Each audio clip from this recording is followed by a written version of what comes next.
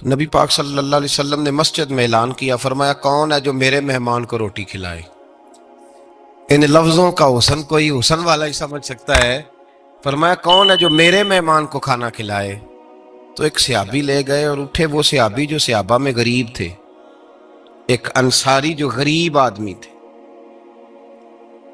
بہت زیادہ امیر آدمی اللہ کی راہ میں خرچ نہیں کر پاتا، اس کے لیے مشکل ہو جاتا ہے۔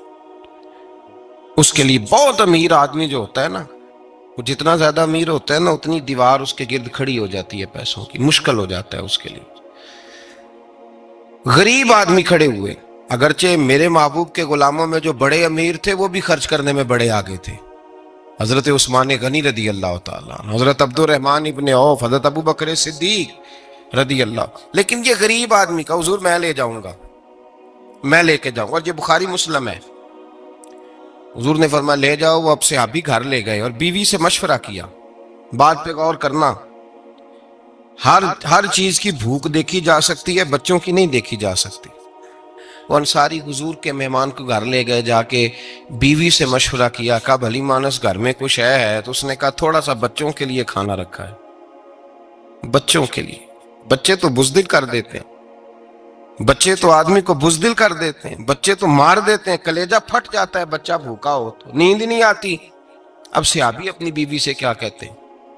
کہتے ہیں بچوں کو بہلا کے سلا دے، اور رسول اللہ کے لیے نہیں، رسول اللہ کے مہمان کے لیے، بھئی نبی پاک کے لیے نہیں، حضور کے، تجھ سے در در سے سگ اور سگ سے ہے مجھ کو نسبت، میری گردن میں بھی ہے دور کا پٹکا تیرا، تجھ سے در در سے سگ سگ سے ہے مجھ کو نسبت۔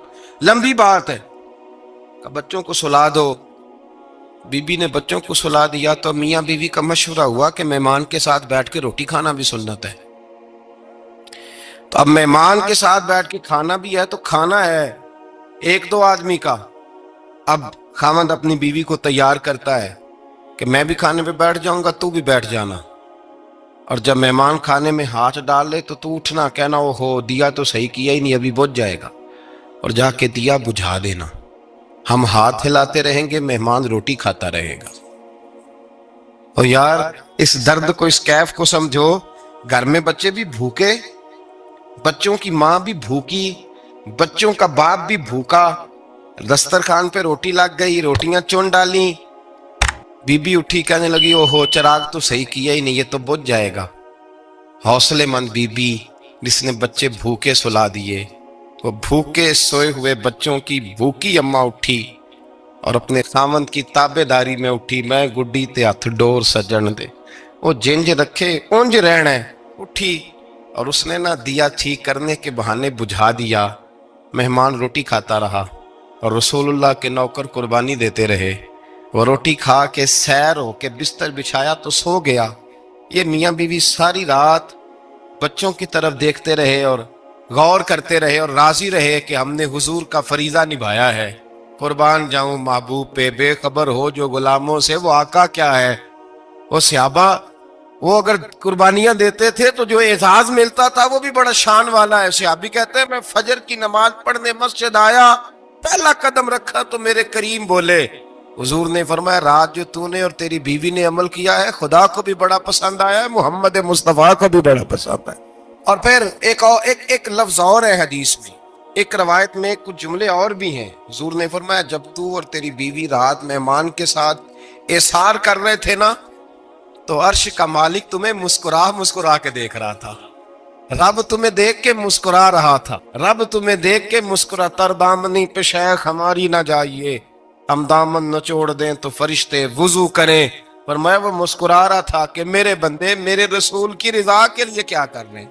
اور صاحب دیکھو، نبی پاک کے لیے نہیں، خاندان کے لیے نہیں، خاندان نبوت کے لیے نہیں، حضور کے نہ سمجھے یار، اس پہلو کو سمجھے۔ نبی پاک کے بریلی کے امام بول پڑے، فرمانے لگے تجھ سے در سے سگ سے ہے مجھ کو نسبت، تجھ سے در سے سگ کتے کو کہتے ہیں فارسی میں۔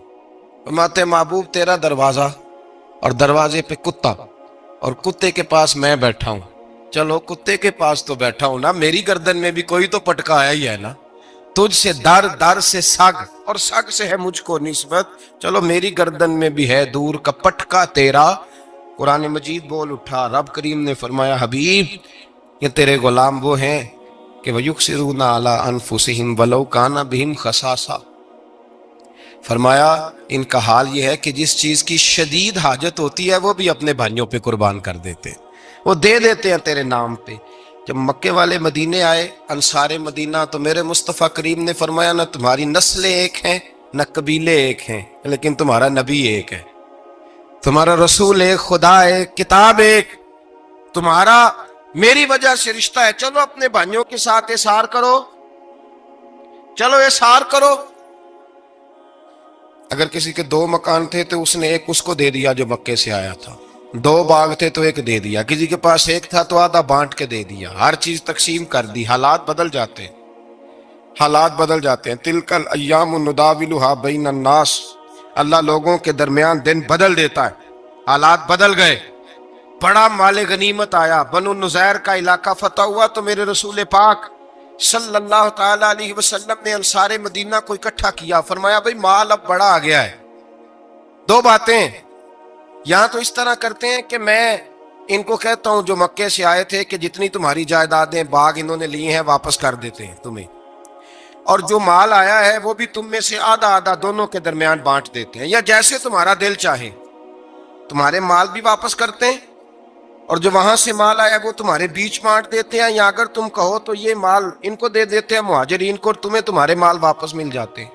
حضور نے پوچھا انصار مدینہ سے، حضرت سعد بن معاذ، سعد بن عبادہ تڑپ کے کھڑے ہوئے، عرض کی محبوبہ میں تو ابو بکر کو جانتا ہی نہیں تھا، حضور مجھے کیا پتا عمر کون ہے، میں کیا جانوں عثمان غنی مولا علی کی عظمتوں کو، محبوبہ میں نے تو تجھے ان کی طرف مسکرا کے دیکھتے ہوئے دیکھا ہے، تیرا جلوہ دیکھا ہے، تجھ سے در در سے سگ سگ سے ہے مجھ کو نسبت۔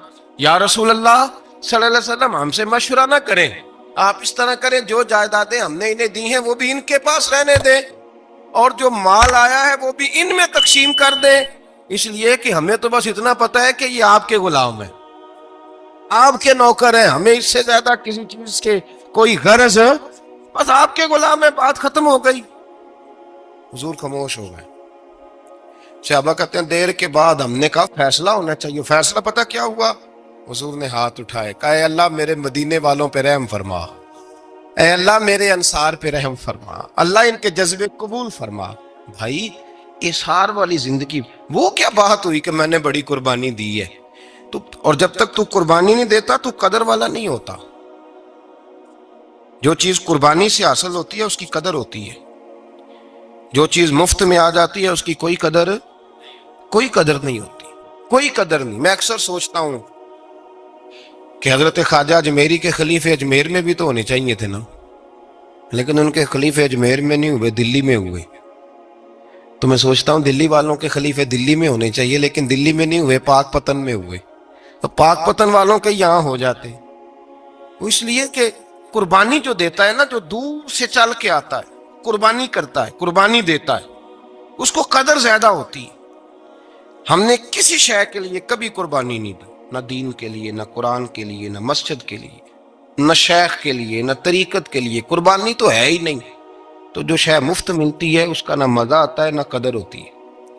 جو چیز قربانی کر کے لیتے ہو نا، قربانی کر کے، اس کی قدر ہوتی ہے۔ کسی لیے کہا تھا کسی درویش نے، اس نے کہا تھا قدر نبیدہ ایک کی جانن دنیا دار کمینے، قدر نبیدہ جانن واگے سو گئے وچ مدینے۔ ان سے پوچھو نا، ان سے پوچھو ان حضرات کو کتنی قدر تھی۔ قربانی اپنی زندگی میں دینا سیکھے۔ ایک ہوتی ہے بندے کی ذاتی خواہش، اس کو کچلنا بڑا مشکل ہوتا ہے۔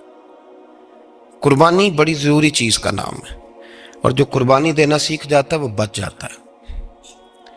کتیا 6 بچے جنم دیتی ہے لیکن قربانی نہیں نہ دیتی بچوں کی، تو ریوڑ نہیں بنتے، اجڑ نہیں بنتے۔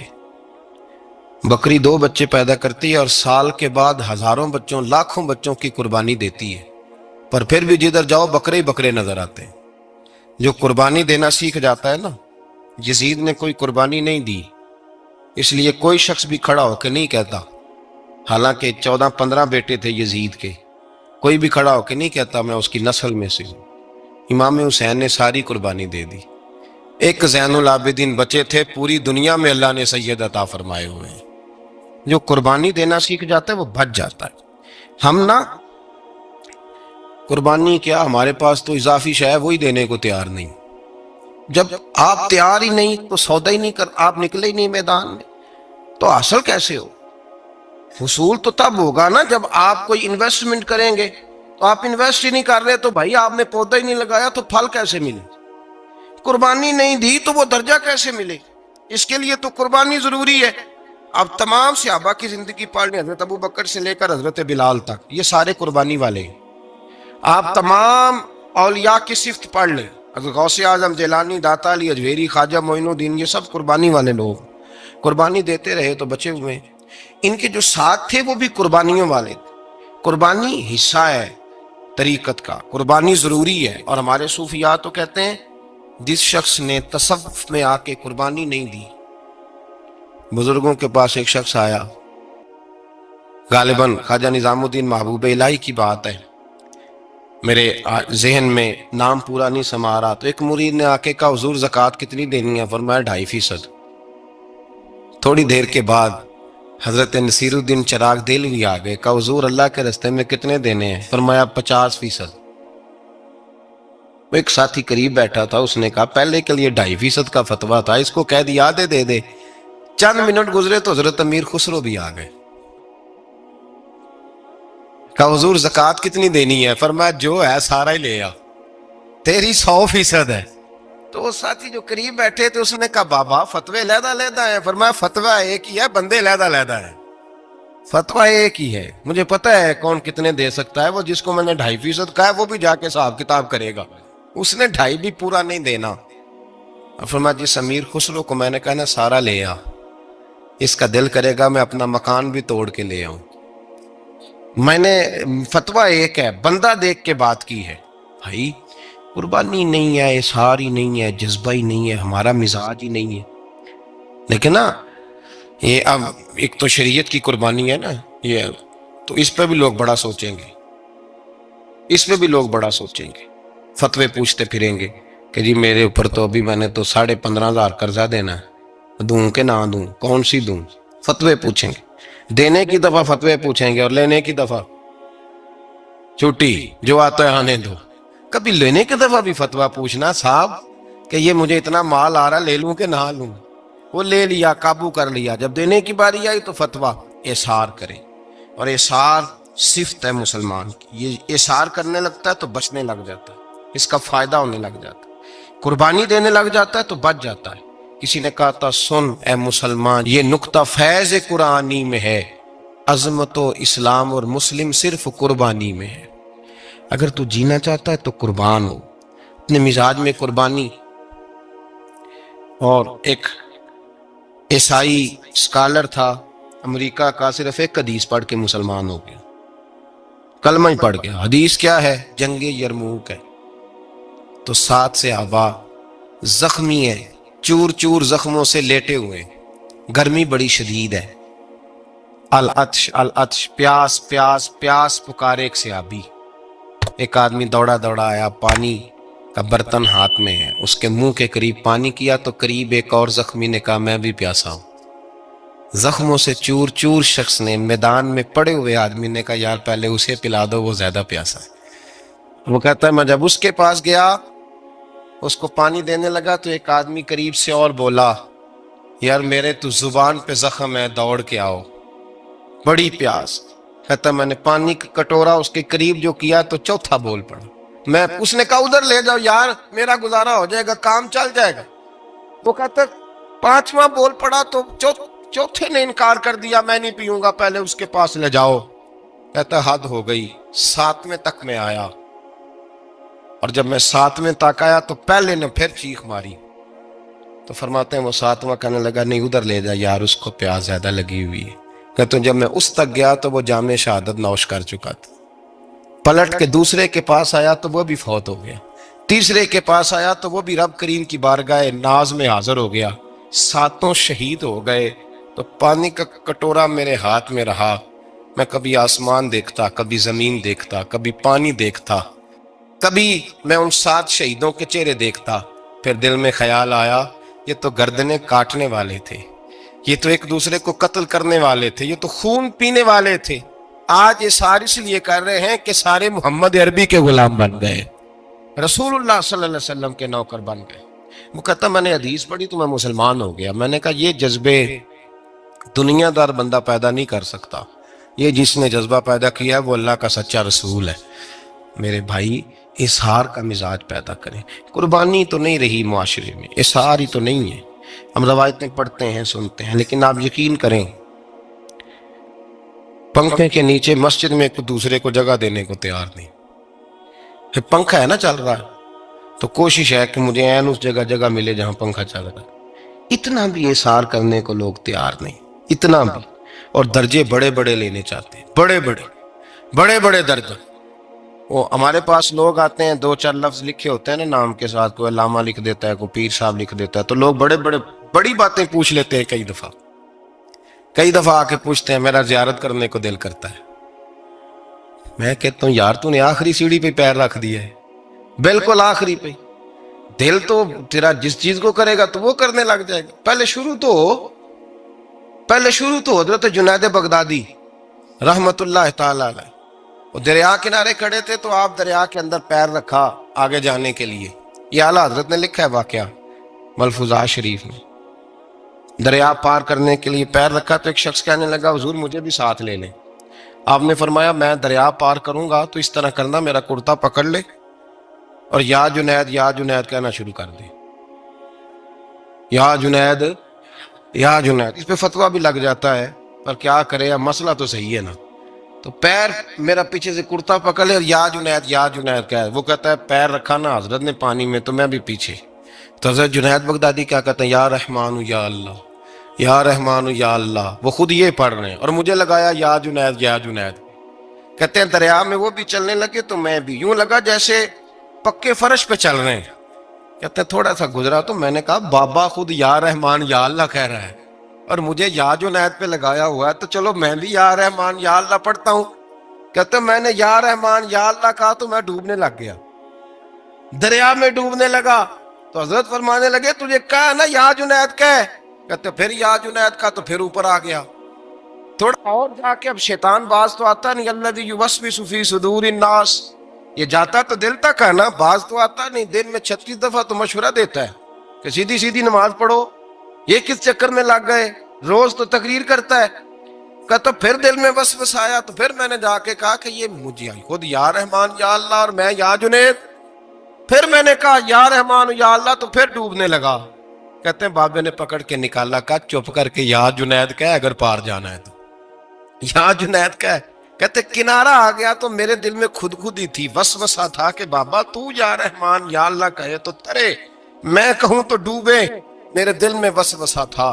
اللہ والے ادھار تو رکھتے ہی نہیں نا، جو بات دل میں آتی ہے وہ بیان پہلے کر دیتے ہیں، ادھار تو ہے ہی نہیں ان کے ہاں۔ وہ تو کہتے ہیں تجھے بولنے کی گنجائش ہی نہیں دیں گے، تیرے سوال دل میں ہوگا جواب ہماری زبان پہ ہوگا، یہ تو چکر ہی نہیں نا، بالکل کوئی کھاتا ہی نہیں۔ رب کریم کا بندہ تو بات ہی وہ کرتا ہے جو کو دل میں لے کے آتا ہے۔ فرماتے ہیں جیسے ہی میرے دل میں یہ وسوسہ تھا، حضرت جنید بغدادی رحمت اللہ تعالی علیہ باہر نکل گئے تو پلٹ کے میری طرف دیکھا اور مسکرا کے فرمانے لگے بیٹا جنید تک تو پہنچ لے، اللہ تو ابھی بڑی دور ہے، ابھی جنید تک تو پہنچ جا، ابھی تو جنید تک نہیں پہنچا، ابھی تو میرے تک تو پہنچ جا، اللہ تو ابھی بڑی دور ہے، تو ڈائریکٹ ہی وہاں تک جانے لگا ہے، شروع تو ہو ابھی۔ تو یہاں لوگ سیدھا ہی آ کے کہتے ہیں زیارت کرنی ہے۔ مجھے ایک صاحب کہنے لگے جی میں نے ایک پیر صاحب کے بارے میں سنا ہے ان کی بیعت ہوتے ہی بندے کو نبی پاک کا دیدار ہو جاتا ہے۔ میں نے کہا ٹھہر جا ذرا، اس کو بھی کہہ بریک پہ پیر رکھے، بیعت کرتے ہی دیدار ہو جاتا ہے، یہ کچھ لوٹ سیل ہے۔ زندگی گزر جاتی ہے انسان کی، مر جاتا ہے، اور جس کو حضور کا دیدار ہو پھر بچ جائے، پھر قائم رہے، پھر اس کی زندگی نہ بدلے، پھر اس کا دنیا سے کوئی تعلق رہ جائے۔ یہ پوچھ ابو بکر صدیق سے جنہیں دیدار ہوا تھا، جب دیدار ہوا تو یار رہا ہے، باقی کوئی شے بھی نہیں رہی، پھر محبوب رہے اور کچھ بھی نہیں بچتا۔ تو وہ اس طرح کا ہے جو دیدار بھی کراتا ہے اور پھر کہتا جاؤ دکان بھی کھول لو جا کے، یہ کیسی بات؟ وہ ایک منزل ہے، وہ اپنی جگہ پہ آ کے آتی ہے، اور یہی بہتر ہے کہ پردوں میں وہ پردہ پوش رہے، وہ اگر پردے اٹھا دے تو کسے ہوش رہے، پھر مشکل ہو جاتا ہے معاملہ، مشکل ہو جاتا ہے۔ تو بھائی یاد رکھیں، قربانی دینا سیکھیں، اظہار کرنا سیکھیں، اور صفر سے شروع کریں۔ زندگی میں ہم لینے کے چکر میں پڑ جاتے ہیں تو نقصان اٹھاتے ہیں۔ عقل کے گھوڑے کم دوڑائیں، محبت کے ساتھ عمل زیادہ کریں، دماغ کا استعمال کم کریں اور عمل زیادہ کریں، زیادہ عمل کریں، ورنہ شیطان تو نماز بھی نہیں پڑھنے دے گا۔ وہ تو کہے گا کہ جناب چلو ٹھیک ہے، اللہ نے معاف ہی کر دینا ہے نا، وہ تو کچھ بھی نہیں کرنے دے گا۔ دماغ کا استعمال کم کریں اور عمل زیادہ کریں، جد و جہد زیادہ کریں، اظہار کریں، قربانی کریں اپنی زندگی میں، کریں کسی کے لیے کچھ، اظہار کریں، کسی کو کچھ دیں۔ یہ جو ہم اولاد کے لیے قربانی دیتے ہیں نا، تو یہ قربانی نہیں ہوتی، یہ لالچ ہوتا ہے، یہ سودا ہے۔ پتہ ہے آپ کو، یہ سودا ہے۔ ہم بچپن میں ان کی خدمت کریں گے، یہ بڑھاپے میں ہماری خدمت کریں گے، تو یہ تو تجارت ہے، یہ کوئی اصول نہیں۔ میرے بچے بڑے ہو گئے تو مجھے خیر صلی اللہ، یہ تجارت ہے بھائی، یہ تجارت ہے، یہ قربانی نہیں، تو تجارت ہے۔ یہ آپ جو کر رہے ہیں یہ تو کمیٹی ڈال رہے ہیں آپ، اور چونکہ نیت یہ ہوتی ہے خدمت کی، تو پھر نصیب والوں کو خدمت ملتی ہے، قسمت والوں کو ملتی ہے۔ ورنہ بچے کہتے ہیں ابا جی ٹھیک ہے آپ نے ہماری خدمت کی تو سارے کرتے ہیں، آپ نے کو نوکی تھوڑی کی ہے، چھٹی آپ وہاں بیٹھیں، چائے ملے گی وقت پہ پہنچے گی، لیکن آپ مداخلت نہ کریں کسی چیز کے اندر، تجارت نہ کریں، اظہار کریں، قربانی کریں۔ ہمارے صوفیاء یہ کہتے ہیں اولاد سے بھی توقع نہ کرو خدمت کی، نہ توقع کرو، بس یہ کہو کہ میرا رب مجھے بڑھاپے، دیکھیں نا نبی پاک صلی اللہ علیہ وسلم نے دعا مانگی، اے اللہ ارذل العمر ہونے سے بچا، عمر کے اس حصے سے بچا جس میں دوسروں پر انسان بوجھ بن جاتا، دعا مانگ۔ تو یہ لالچ بھی نہ کبھی زندگی میں رکھیں کہ میری فلاں آدمی خدمت کرے گا، یہ لالچ بھی برا ہے، اس پر بھی توجہ نہ کریں۔ اپنی دنیا آپ پیدا کر اگر زندوں میں ہے، سر آدم ہے، ضمیر کن فکاں ہے زندگی، یاد رکھیں۔ ہوش آنے سے لے کر اپنا یہ ذہن بنا لیں کہ میں آج سے اپنے آپ کو خود چلاؤں گا، میں سایہ دوں گا، بھکاری مان کے کبھی کسی سے سہارا مانگوں گا نہیں، سہارا دیں، کسی کے لیے قربانی دیں، اظہار کریں، جد و جہد کریں۔ جو چیز آپ کے بس میں ہے وہ تو ہے، جو بس میں نہیں اس میں بھی کوشش کرنے کی آپ کوشش کریں، تگ و دو کریں، قربانی